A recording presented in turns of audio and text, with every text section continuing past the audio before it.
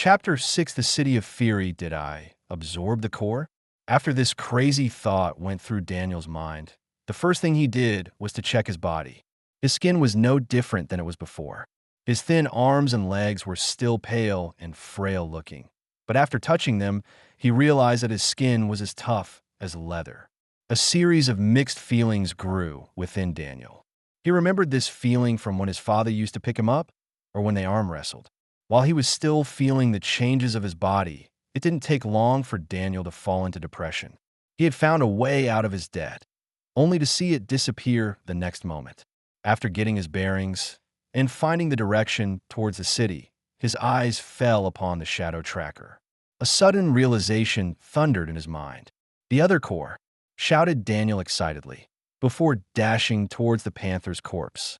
What Daniel was unaware of, unfortunately, was his newly acquired strength. The dash made him lose control of his body, which crashed on the ground. Of course, stupid cursed Daniel at himself as he remembered his father's words. In his mind, the memory of his father answering his many questions played out clearly once again. Us cultivators of the martial way can only control our bodies after we reach the 4th rank. If we stay at the 3rd rank, we will have a strong body, but we will also be unable to fully use our strength. His father's words were correct. A spiritual cultivator would avoid developing his body to the 3rd rank, as they would be stuck with a physical strength which they wouldn't be able to fully control. On the other hand, martial cultivators avoided nurturing their soul to the 3rd rank, because once reached the 4th rank of the martial path, the soul would still be caged by their powerful bodies, therefore becoming useless to them, and making its development a waste of time and resources. My muscles have become stronger, but didn't increase in mass, Daniel thought while inspecting his body once more. My bones were hard enough to resist the impact when I hit the ground, and my skin is as through as leather. I should be at the rank 2 of the martial cultivation like Dad was. But how? After minutes of pondering about everything that happened to him recently, unable to find an answer that could satisfy him, he momentarily decided to give up on finding one. Daniel didn't know the first thing about absorbing beast cores, so for all he knew, touching the core barehanded might have been the right way to absorb it. Daniel rapidly approached the body of the panther. He remembered the mess of brains and blood that covered the previous beast core, so he guessed that ranked beasts would have their beast cores hidden inside their heads. His guess was sort of right, as both of these beasts had their cores in their heads, but various kinds of beasts developed their cores in different parts of their bodies. After picking up a stone and bashing it heavily against the head of the shadow tracker, he noticed the now familiar dim shine of the beast core. He had no intention of absorbing this core as well, so he grabbed a few sticks and poked around the beast's brains until the core fell out of its skull. Once the core stopped rolling on the ground, Daniel ripped off one of his sleeves from the shoulder. He then made the core slip inside the sleeve about halfway through, twisted the ends of the sleeve, making it look like an oversized candy, and finally, he tied it around his waist like a belt. Daniel also thought of opening the stomach of the yellow-striped caiman, but he gave up on that thought, as the core of the bloody-eyed hare should have been digested fully by now. After making sure about the direction, Daniel took off in the direction of the city walls. 3rd gate, eastern wall. 115 in a tower made of orderly laid stones, for heavily armored guards were playing cards. One of them was considerably happier than the others, as most of the copper coins in the table were on his side. At the corner of the room sat another guard. This last guard's armor was similar to the former 4. The difference was that while the other 4 guards had hounds carved on their chest plate, this guard had an eagle. The guard with the eagle carved on his armor was reviewing some documents, while listening to the other soldiers playing cards. Suddenly, a man with an armor identical to that of the 4 playing guards entered the room. "Sergeant, there is someone approaching the gate," says the man. The sergeant put the documents down on the nearby table and got up from his chair. He then followed, while asking the previous guard how many. "Sir, just one person. He appears young. A teenager," said the guard nervously. The sergeant's brows furrowed. "While looking at the guard, you didn't just call me for a young man that snuck out the city walls at night, did you?" He then asked with a hint of anger.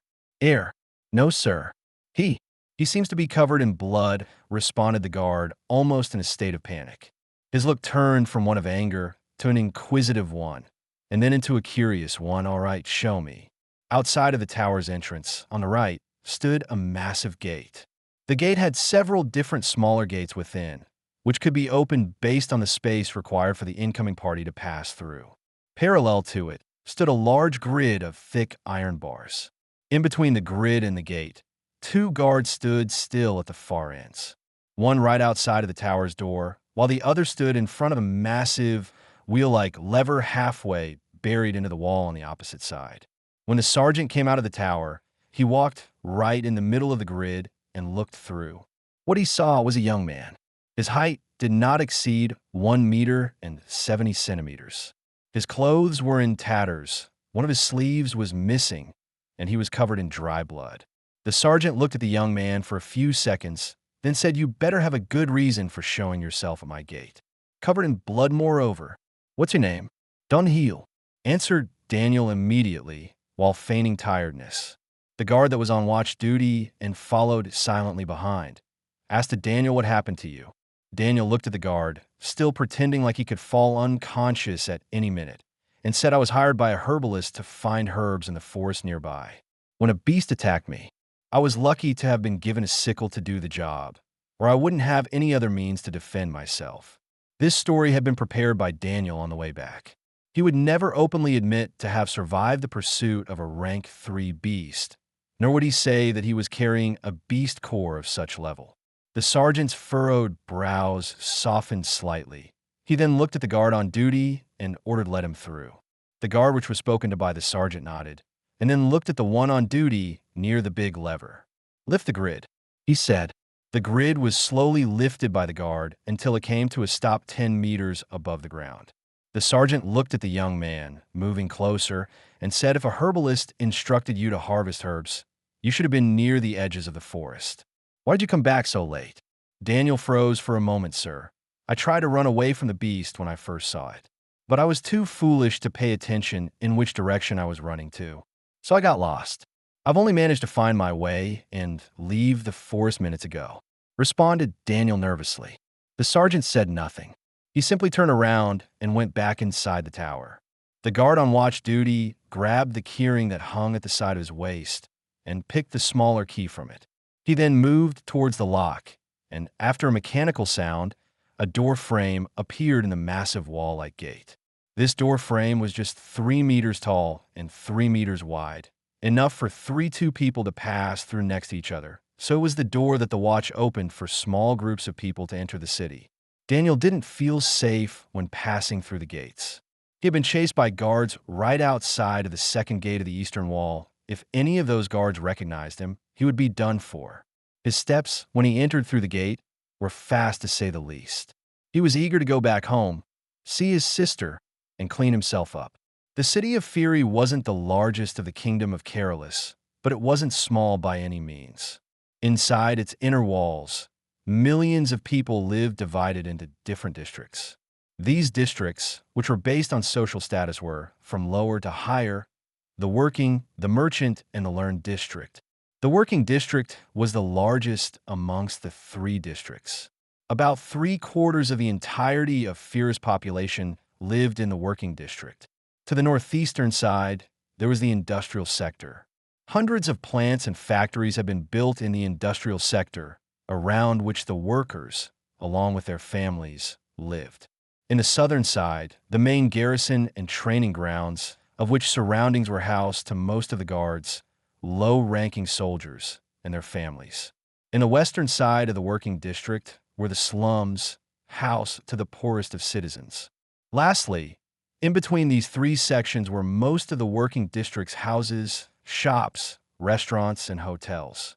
It was called the commoners section. The merchant district was the second largest district of Fury, and it housed most of the medium-high-sized shops, markets of rareware, auction houses, schools, and small sections. It was mostly inhabited by well-off people, wealthy shop owners, and moderately rich, yet small families. Members of the working district that managed to accumulate enough wealth were allowed to move into the merchant district after passing a credit check. The division of the merchant district was similar to the working district. To the northwestern side, the owners of the factories and industries lived. The southern side contained military offices and was housed to most high-ranking officers of the army and city guards, while on the southeastern side, most auction houses and high-end shops resided. The area separating these sections was called the prosperous section, which, similarly to what the commoners section was for the working district, it contained most houses, hotels, shops, marketplaces, and residences owned by small families. The third and last district was the learned district. By far the smallest of the three districts, it contained schools of martial arts, sects, tribunals, and government offices. The learned district also housed the highest-ranking officers of the military, large families, high-level government officers, and the richest amongst merchants and citizens. Each district was divided by a wall. Daniel and his sister used to live close to the main garrison, but after their father's death, they had been evicted. Afterwards, their mother had asked for help to the hotel owner, which presented himself like a rich friend of her late husband, offering her enough money to move into the merchant district, where they would have had an easier life. What she didn't know was that the hotel owner had his aims on her family. A young man could have been sold to the mines as a slave for 5 gold coins, where he would have worked to his death, while a young girl as pretty as her daughter was could have been sold as a slave for 50 gold coins. As time passed, and their request to move into the merchant's district was still pending, her debt grew larger due to interests, while the loan money also had been used to ensure their survival. 1 year after presenting the request, and they already didn't have enough money to move to the merchant district. 3 years later, she overworked herself to death. Chapter 7 saw the tree has sun. It was 4 a.m. when Daniel finally reaches home. He had entered the city from the second eastern gate, so he had to cross the whole city to reach his house, which was in the outermost parts of the slums. He was standing in front of a white-colored building. The surface of the wall had numerous cracks, and the remnant of white paint crumbled on the ground at the slightest touch. The door was made out of wood and of the color that, ages ago, must have been red. Daniel felt the familiar feeling when he grabbed the doorknob. It was loose. After entering his house, Daniel slowly stepped on the hard stone floor and walked towards the bedroom. Step after step, he approached the bedroom door, opened it slowly, just enough to take a peek inside the room. Inside the room, a girl was sleeping on his bed. She had fallen asleep while hugging his pillow, her expression one of worry. Daniel's face softened as he looked at his beloved sister and felt sorry for making her worry. He then closed the door of the room and left the house. People in the slums did not have a way to wash themselves within their houses. The only ways they had to clean themselves was to fill buckets of water from the closest well and take them to their houses or even wash themselves in the street. What he and his sister were used to do was to go to a bathhouse and clean themselves there. There weren't many bathhouses in the slums, but luckily, they lived in the outermost parts, so they could simply walk to the commoners section and take a bath in one of its numerous bathhouses. For Daniel, it had always been important that he and his sister were always clean. She went to school in the commoners section, and he didn't want her to be discriminated because she lived in the slums. That's why the first thing he did whenever he had money was to make sure her needs were met. His sister had told him dozens of times to think more about himself. She even reminded him that his clothes were too small for him. But he always smiled and told her that he liked those clothes. After taking a bath, Daniel went back home, sneaked silently into the bedroom, and fell asleep on his sister's unoccupied bed. Slums, 1210 Daniel woke up to the midday noise that came from outside the window. People shouting in the streets, and street sellers promoting their cheap wares as loudly as possible. What Daniel noticed first was that his sister was gone. His bed had been made, and outside the bedroom, in the living room, a plate with cold bread and 2 cooked eggs on it was waiting for him over the table. He knew that his sister wouldn't come back until late that evening, so he rapidly ate his cold breakfast and left the house. Daniel had a clear idea of how he would spend his day. 10 days remained before the end of the month, and he had no means to pay. What he wanted to do instead was to sneak into the merchant's district and sell his remaining beast core to an auction house. Rank 3 beast cores were rare, but not difficult to find. Only the part of forest that was closer to the city had been cleared of most rank 3 beasts. Therefore, if one were to venture further, they would be able to see powerful beasts. Unfortunately, most of the powers that were able to hunt for beasts of the 3rd rank, or higher, usually kept them for their use. Those in need of money wouldn't be able to reach rank 3, as reaching the 3rd rank was something for well-off people. This was the reason why not only the closer one got to the center of the city, the wealthier people were, but they were also more powerful. One had to know that the learned district had strict rules. Setting up shop was strictly prohibited, as the learned district was a place for the biggest sects, schools of martial arts, big families, high-ranking military and government offices. That's the reason why the best shops and auction houses were situated right outside the southeastern entrance of the learned district, within the merchant district's territory. Setting up shop in that area was extremely expensive, as most of the rich sons and young members of the biggest and most powerful groups used to spend their wealth there. Daniel didn't have enough money to buy a temporary permission to enter the merchant district, nor would he be granted one if he did, due to his attire. What he decided to do was to stand right inside the city walls and wait for a merchant to come in. He would then hide underneath his carriage and sneak past the wall that separated the working and merchant district. Daniel's opportunity presented itself right away. Inside the city walls, right past the gate, a fat, richly dressed man was shouting angrily at a young girl dressed in tatters. The girl was around the age of his sister, 16 years old. She had long dark brown hair, and her skin was very pale. At the couple's feet was a pile of broken pottery, straw, and pieces of wood. It was clear to everyone's eyes that the girl was the fat man's slave, and that she had dropped a box on the ground, ruining its content. Slavery was legal in the kingdom of Carolus. Therefore, the man was allowed to do what he wanted with the poor girl. Everyone looked as the man turned angry shouts into heavy slaps. One after the other, the man's slaps hit the girl squarely on her face. Both her once pale cheeks were now bright red. Tears were running down her cheeks nonstop, yet she never covered her face. She knew that if she covered herself, the man would have beaten her harder. Daniel was looking at them from the side. His fists clenched so hard that if the man's head had been in between his fingers, he would have crashed it like an egg. He kept thinking about his sister and how she could have been the girl if they ended up as slaves. It took a few minutes before the man calmed down, turned towards the carriage, and entered it. The girl, that now was unrecognizable, had to walk barefooted nearby the wagon that contained the man's items. Daniel could do nothing for this girl.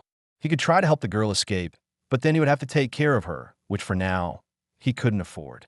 He promised to himself that if in the future he had a possibility to do so, he would do all he can to free her or anyone in her situation. Asterisk primary quest started. Freedom for all. Asterisk description. Eradicate slavery from the world. First objective set. Free the slave girl. Optional. Kill the merchant. Reward. Karma plus 50, plus 25. Failure. Karma minus 75 time limit. The slave girl will be killed in 5 days, 21 minutes, and 19 seconds. As the window appeared in Daniel's mind, shock took over him, making him jump in place. What in the world is that? He asked fearfully to himself. You have activated the Karmic System. Good job. Who said that? Said Daniel out loud. The people around Daniel looked at him curiously, and, after noticing his attire, guessed that he was a young beggar who had lost his mind. Now, young hero, if you keep shouting like that, you'll end up in a madhouse. Ha ha ha. You better keep our conversation to yourself, if you know what I mean. Ha ha ha, said the voice from inside Daniel's head. It took a minute for Daniel to look around and realize that the voice he was hearing came from his head. Don't be shy now. Never had one of the previous heroes made my brothers wait so long, said the voice before sighing deeply. Were you?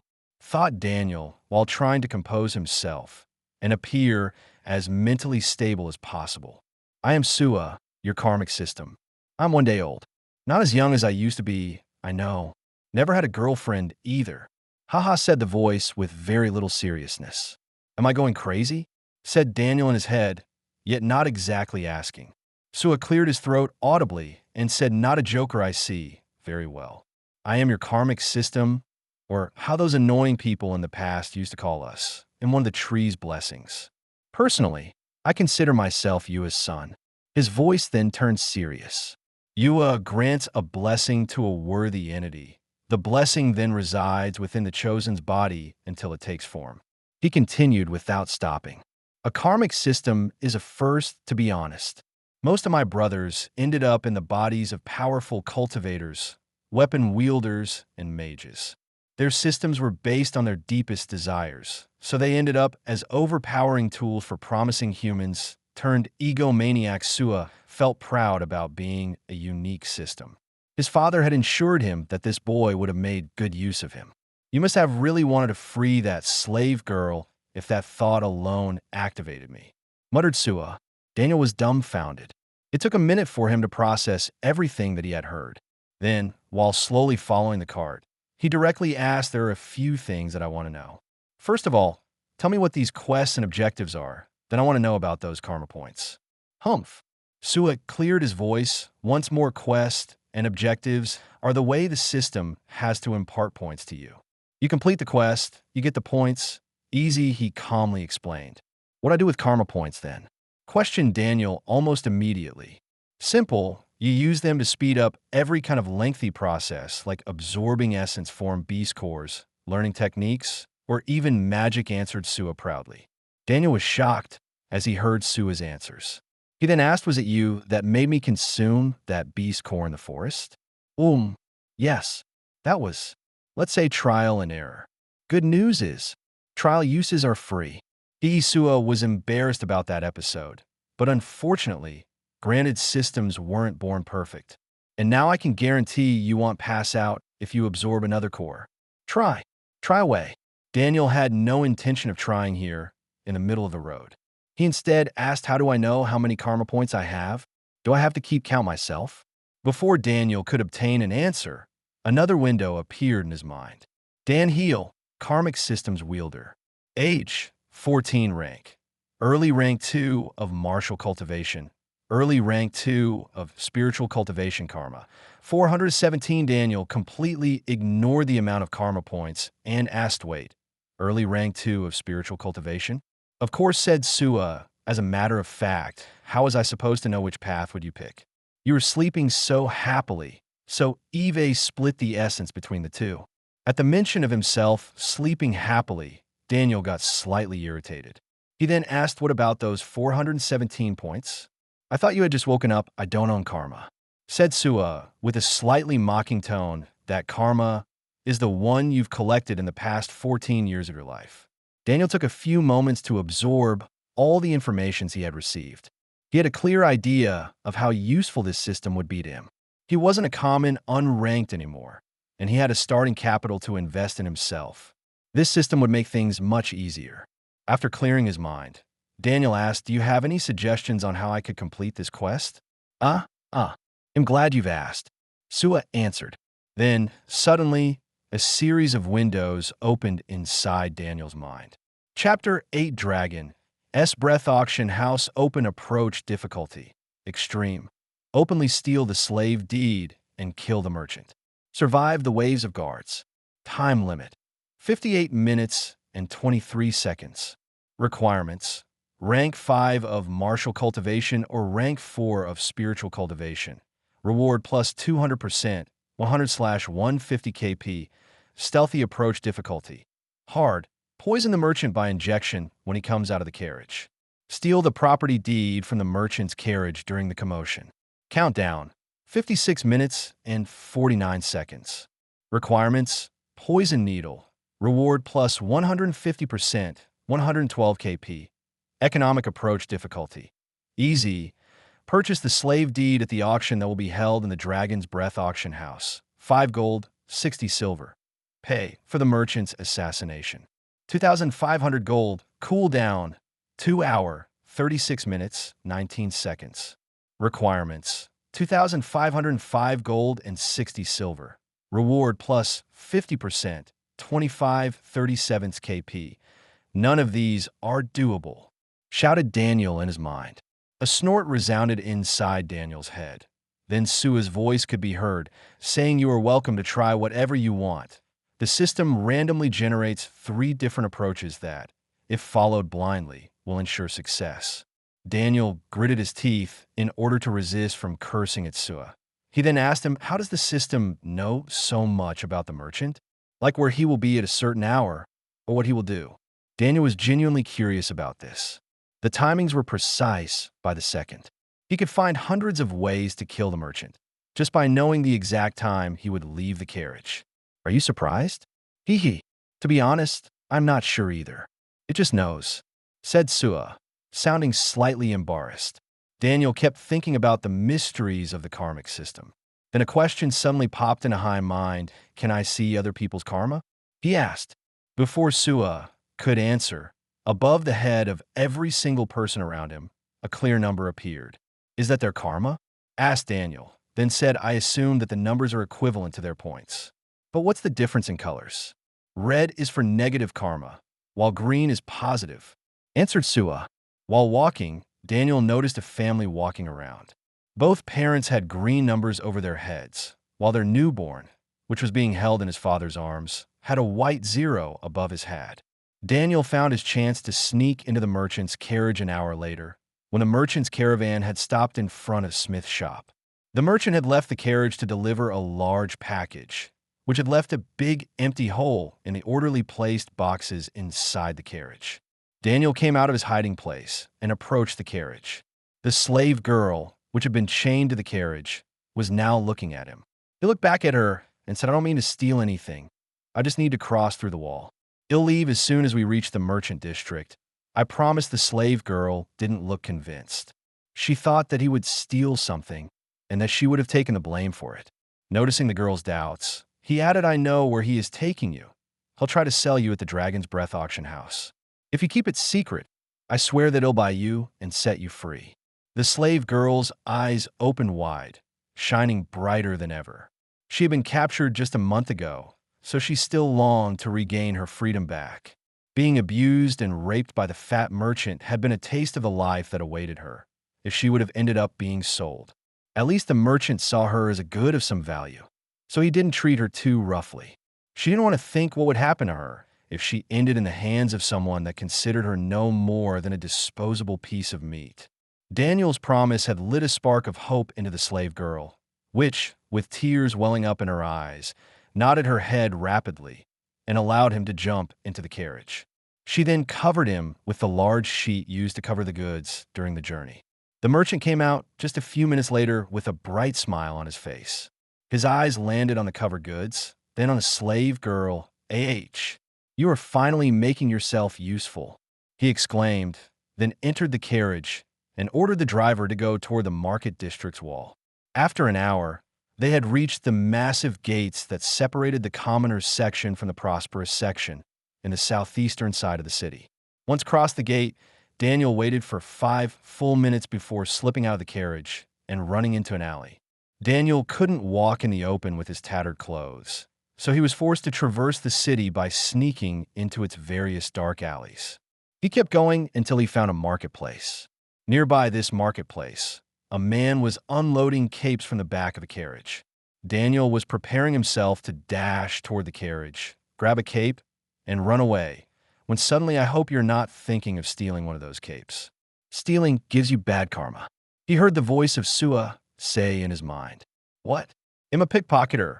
How do I even have positive karma if my whole job is stealing money from people? Barked Daniel at Sua. That was a good point. How did he maintain a positive karma if all he did every day was find people to steal from? That's because the people you stole from mostly had bad karma. Stealing from a person with bad karma won't make you lose any of your points, answered Sua patiently, before adding, look at that man. His number is green. Fine. Do you have any suggestion then? Said Daniel dispiritedly. Sua hummed slightly and then responded, he doesn't look like a bad person. You might ask him to buy his cheapest coat and hope that he won't report you. Daniel looked at the number above the man's head. It was a light green 632. After thinking for a bit, he realized that he had no alternatives. Instead of wandering the entire merchant district in hope to find a distracted and deserving person to steal from, he might as well give a shot. Very well, said Daniel. He rapidly approached the man and said to him, excuse me, sir. I would like to purchase your cheapest cape. How much is it? He said all in one breath. W, what in the world happened to you?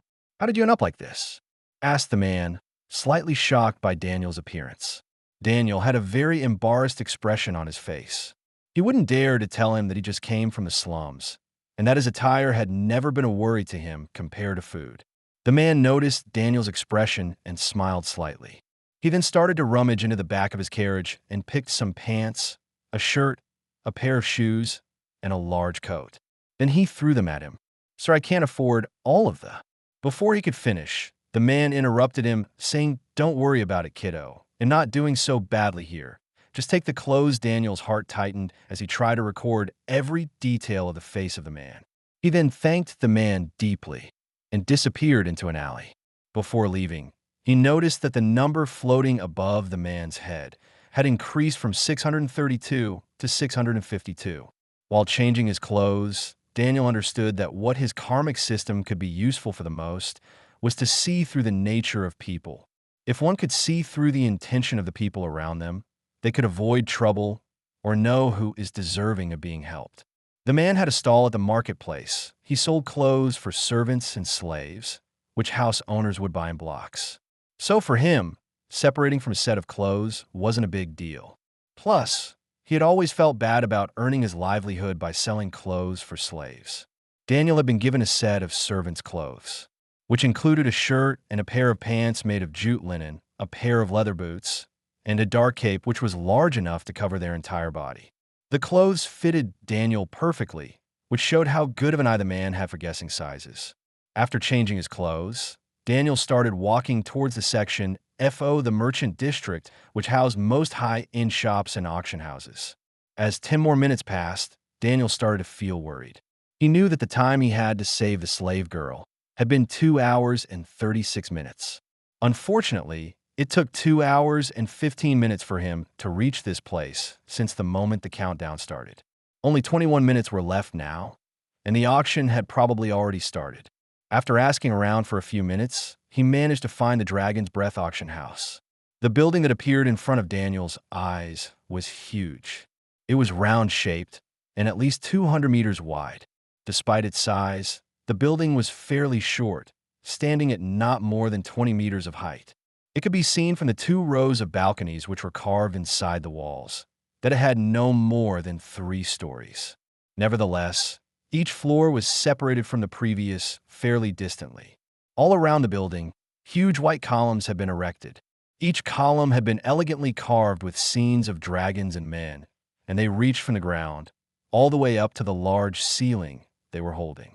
In between the columns, large red banners were hung to a golden rope and draped down to halfway the entire building's height.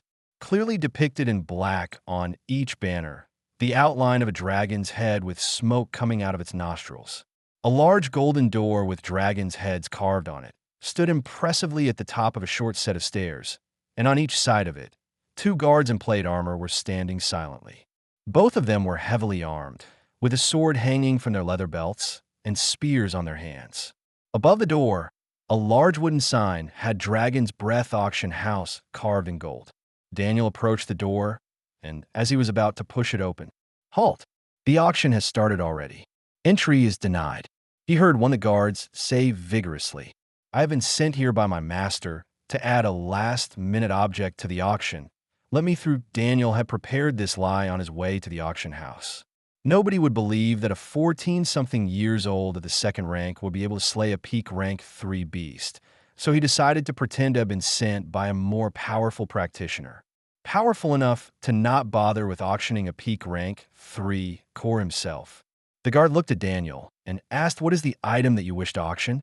His tone less rigid. Daniel removed bundle, which contained the beast core, from his belt, unwrapped it, and showed its content to the guards. Both guards looked intently at the orb that Daniel was holding, and each of them internally cursed the fact that they didn't meet this kid in a more secluded place.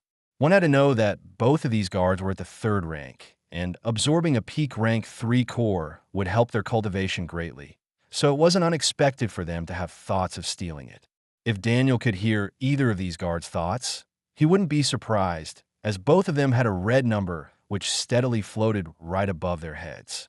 Daniel didn't want any problem, so he decided to remove any ill thought from their heads by saying, "My master will come to withdraw his money before the auction ends," as usual. The guards sighed lightly inside their helms, giving up on the object. One of them looked at Daniel and said, "Enter."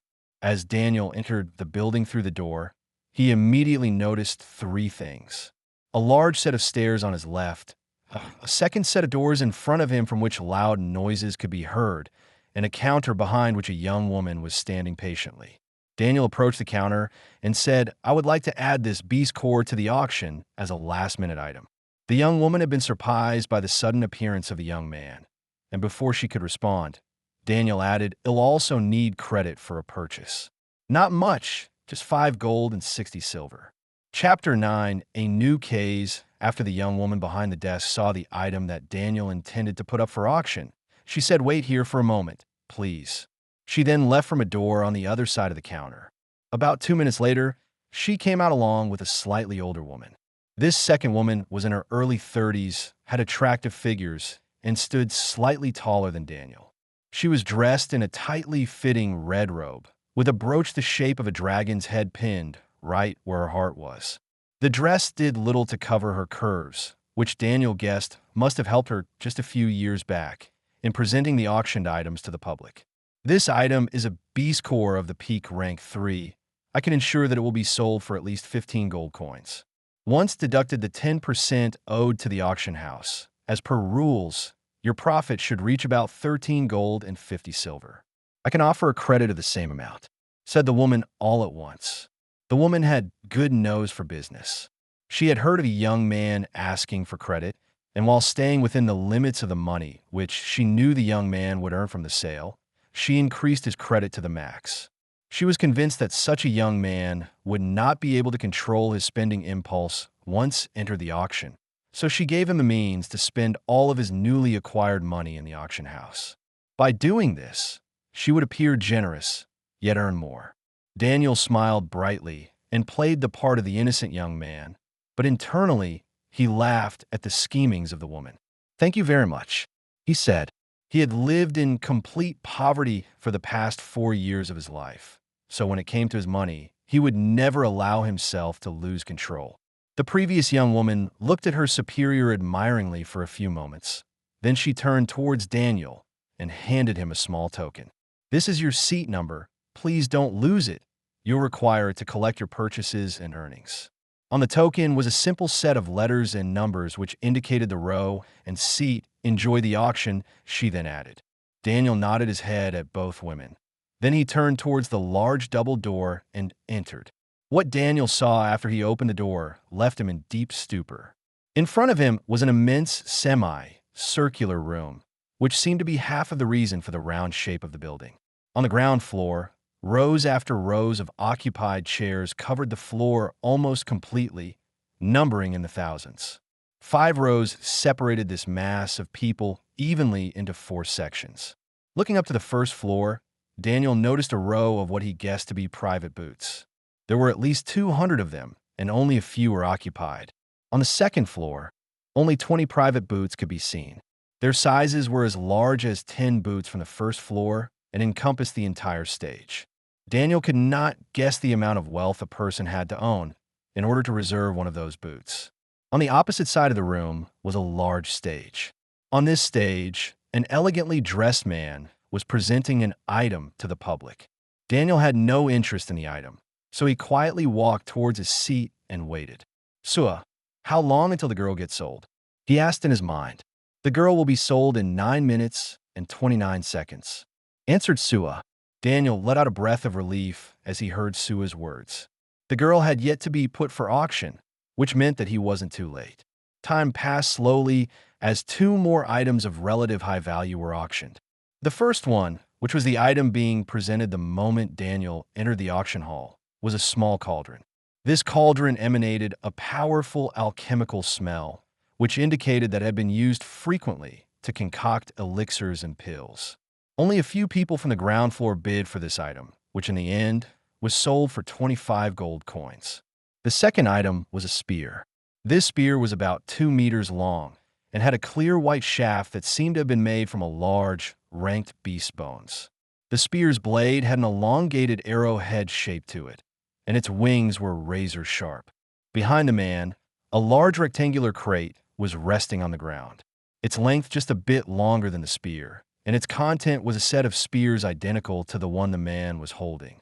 The set of throwing spears ended up being sold for 40 gold coins. Finally, from the side of the stage, a man appeared while holding a young woman on a leash. Daniel recognized her immediately. She was the slave girl owned by the merchant, which the system had required him to set free. The girl was sobbing uncontrollably, as newly added handprint-like marks decorated her face. The girl had clearly been hit before reaching the stage. Daniel gritted his teeth while listening to the man's presentation. "Ladies and gentlemen, the next item is a good one," said the auctioneer while indicating at the girl's body. "This young slave will clean your house when you are away. She will carry your items for you and warm your bed at night. Want to have a pleasant conversation? Wonderful, because she is also educated. She doesn't seem used to being a slave. Whoever is going to buy her will have to tame her." "That's true, it's a lot of work." The public began to discuss amongst each other. The auctioneer quieted for a moment as he noticed the unconvinced expressions of the people in the crowd. He decided to give up publicizing the girl and went straight to the starting price. The starting price for this slave is 3 gold coins. "Every bid has to be no lower than 10 silver, said the auctioneer. 3 gold and 20 silver. She is still worth that much." "I agree. 3 gold and 40 silver. The current price is 3 gold and 40 silver. Does anyone have a higher offer?" inquired the auctioneer calmly, reminding the interested parties to place their bid. 3 gold and 50 here. 3 gold and 65 silver. 3 gold and 85 silver. The price kept increasing slowly, as only 3 people were bidding for the girl. Daniel noticed that all 3 of these people had a shockingly big, red number floating above tier heads. Their intentions for the girl had to be unspeakable. Bids after bids were offered, until, "She is not worth that much. Here's my final offer. 5 gold coins," said the first bidder, a middle-aged man with a cleanly shaved beard and long black hair. The number floating above his head was a dark red 905. "Since we are giving our last bids, 5 gold and 20 silver, retorted a fat man with elegant clothes. He had a long goatee and small eyes. His number was almost as high as the first bidder, reaching 882 points indicated in dark red. He was the second bidder. "I give up. It's not worth it anymore," said the third and last bidder, a muscular-looking man with a clean cut and tight-fitting practitioner's robes. On his head, a shocking 1570, which shined of a blood-like red color, could be seen. "Seems the little girl is mine, then," he said, the fat man, while chuckling. No other bid could be heard after the fat man's words. Nobody felt threatened by him. They simply didn't think the girl was worth that much. "The current bid is 5 gold and 20 silver. Anybody wishes to bid higher?" said the auctioneer. 5 gold and 20 silver going once, goy. 5 gold and 40 silver. A young voice interrupted the auctioneer's voice. The 3 previous men, along with the auctioneer, turned to look at the direction from which the voice came. Its owner was a young man dressed in servant's clothes. That young man was none other than Daniel. The fat man felt slightly annoying by this young man, so he decided to teach him a lesson. 5 gold and 50 SI. But when he was about to announce his new bid, he was interrupted by the young man's voice.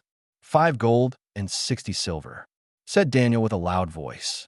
The fat man's thin brows furrowed deeply. He thought that the young man was keen on buying this girl, so after muttering a few curses towards him, he decided to give up. And 60 silver going twice. 5 gold and 60 silver. Sold to the number 0635. Daniel was extremely elated at this moment. He had obtained the proof that the Karmic System's information were precise in every possible way, be it the time limit or the required money to win the auction. Every detail was perfect. Aside from feeling happy about the usefulness of his newly acquired system, he also felt happy for helping the slave girl, not to say ruining any malicious plan which the fat man had for her. He hadn't forgotten that the quest also indicated the girl's time of death. He was sure that if the girl were to be sold to the fat man, she wouldn't have much longer to live. As he was thinking about the girl's fate, a window popped into his head. Primary quest started. No rest for the wicked. Description: complicate the lives of individuals with bad karma. First objective set: make people with bad karma outbid themselves. Reward: karma plus 10 per person / dragon's breath auction house reputation plus 25% failure. Karma minus 150. When Daniel read the description of his newly acquired quest, he became ecstatic. Not only the system allowed him to spend karma points to increase his strengthening speed, but it was also able to find for him the various different ways to earn karma, and even increase his influence with other parties. The more he found out about the karmic system, the more he understood how helpful it would be to him. Daniel had a clear idea of what the new mission required him to do, so with a wide grin on his face, he started listening to the presentation of the next item. The next item is one of today's special pieces, said the man while uncovering the next auctioned item. What he uncovered was a dummy. This dummy was dressed in a tightly fitting leather armor. The armor was of an even brown color, and the protective parts were made out of what looked like scales. The leather armor was composed of 4 pieces: a chest armor, vambraces, greaves, and boots. This armor has been forged from the scales of a rank 4 soft scaled wyvern by the hands of a master armorsmith. It has an impressive resistance to fire, and its advanced design prevents any kind of discomfort while wearing it, explained the auctioneer while observing the crow's reaction. The starting price is 60 gold coins. Every increase has to be of at least 50 silver coins. The moment the description ended, a voice came from one of the private booths on the first floor. 62 gold coins. Then another. 65 gold coins. The ground floor's crowd was completely quiet. Most of them knew that those who could afford to reserve a private booth were not people to be messed with. The others simply couldn't afford to place a bet. The bids came one after the other, making the armor reach the astonishing price of 110 gold coins. Of the 5 booths that were competing for the rank 4 armor, only 2 remained. Daniel could see one of them thanks to his position. Unfortunately, he could not see the second one as the booth was right above his seat. The first bidder was a bald old man. On his face, a vicious scar started from underneath his eyes and went all the way down towards his lips, splitting them diagonally into 2 sets. Above his head, the biggest number that Daniel had ever seen, shone of a dark red color. The number was 15, 968.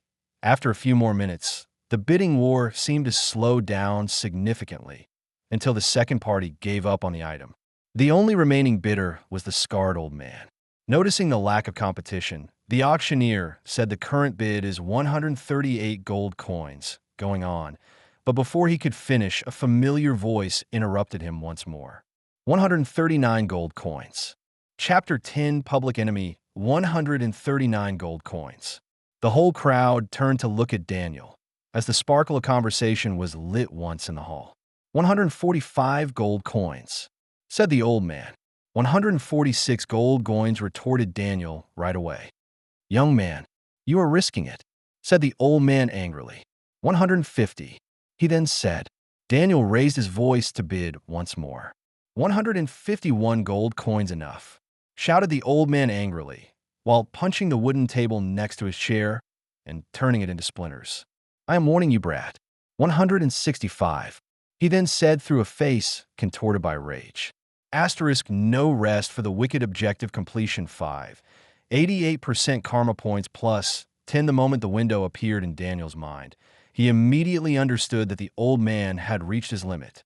Daniel was not too worried about offending people at this auction house, as this auction hadn't announced any particular items. Most of the people present were merchants and low-level cultivators. Only a few powerful cultivators and rich men, like the scarred old man, were present, which, considering the fact that they had waited for certain items to show up to start bidding, one could assume that they were here not for the auction, but for those few specific items. Needless to say that nobody would expect him to go back to the slums right after the end of this auction, especially after bidding hundreds of gold coins. The scarred old man felt irritated by Daniel, so much so that, in his mind, he started thinking of ways to teach him a lesson.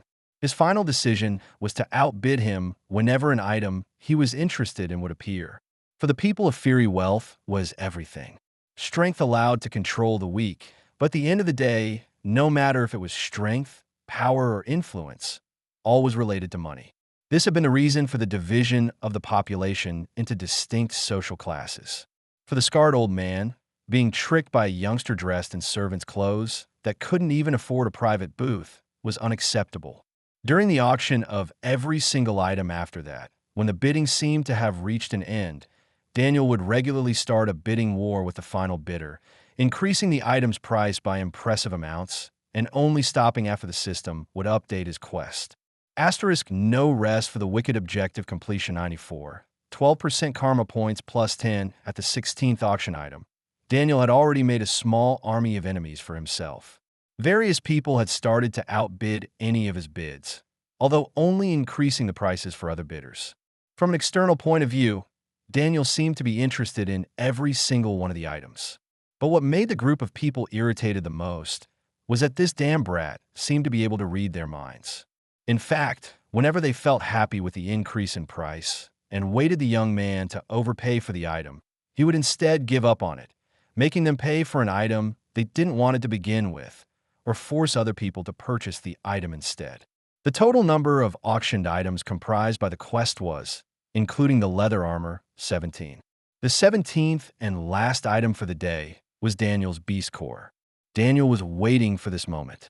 The new quest had not only given him a chance to obtain more karma points by swindling other bidders, but also the possibility to obtain more money from the auction of his item.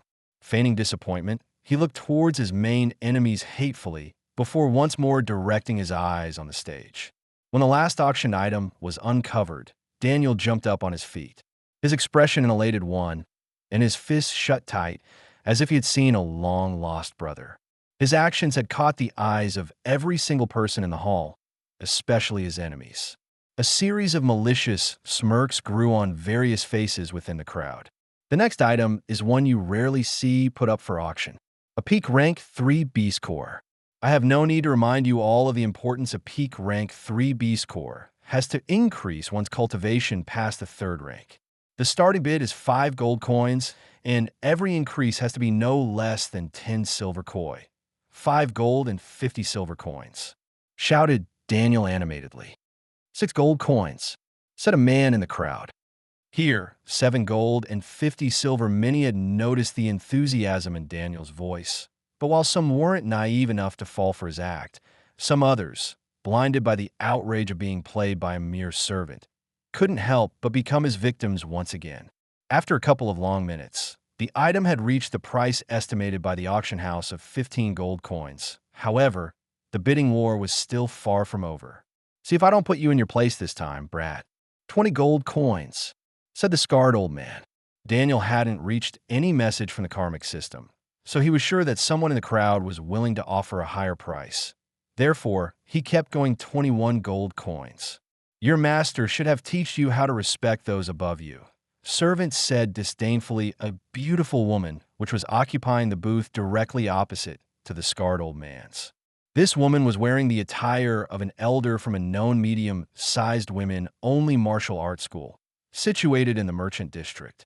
She wore a purple kimono, with the yellow and green pattern of a crane soaring through the sky sewed on it. The first time Daniel noticed this woman was when she had bidded for the slave girl. What made Daniel curious about this woman was that her number had decreased the moment she had placed her bid. Above this woman's head, a small red 62, which originally was 82, could be seen floating.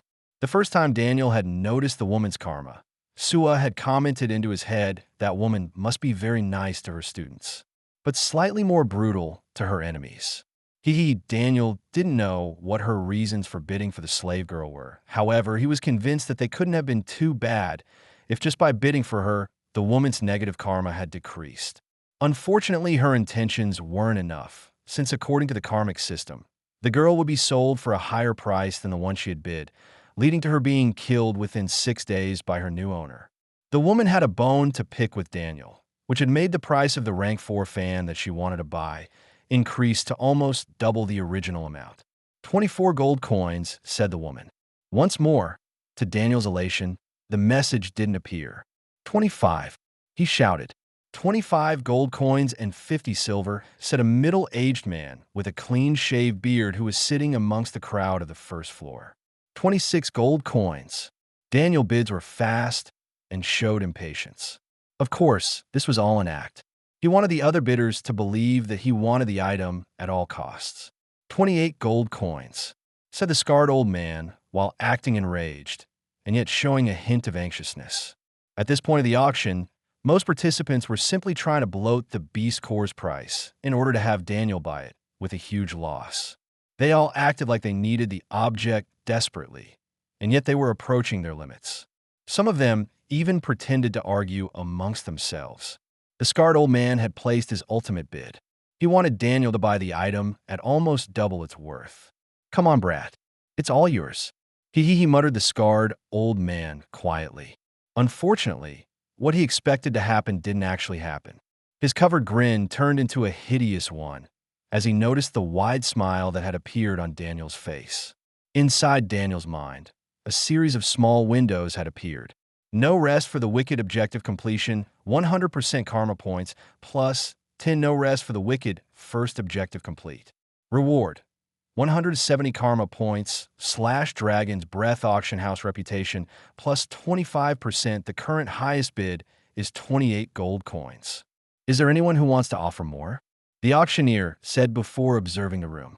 He then looked at the menacing looks of the various participants of the auction, before finally looking at Daniel. When the auctioneer's eyes landed on Daniel, he looked away, showing an expression completely devoid of interest. "Going once, going twice. Sold to the booth number 028, said the auctioneer dispiritedly. He then continued, "This is all for today's auction. As always, you can approach the counter to collect your purchases. The Dragon's Breath Auction House hopes that you have enjoyed today's event and wishes you a safe travel back." He then bowed deeply and left the stage from the side. The moment those last few words were spoken, Daniel was already halfway through the door. He didn't want to give the others any time to trap him inside the auction house, so since the beginning, he had intended to leave the auction house first. When he reached the counter, he found the woman that had offered him the credit waiting for him at the counter. When she saw him, she smiled at him brightly and said, "You really do know how to make enemies."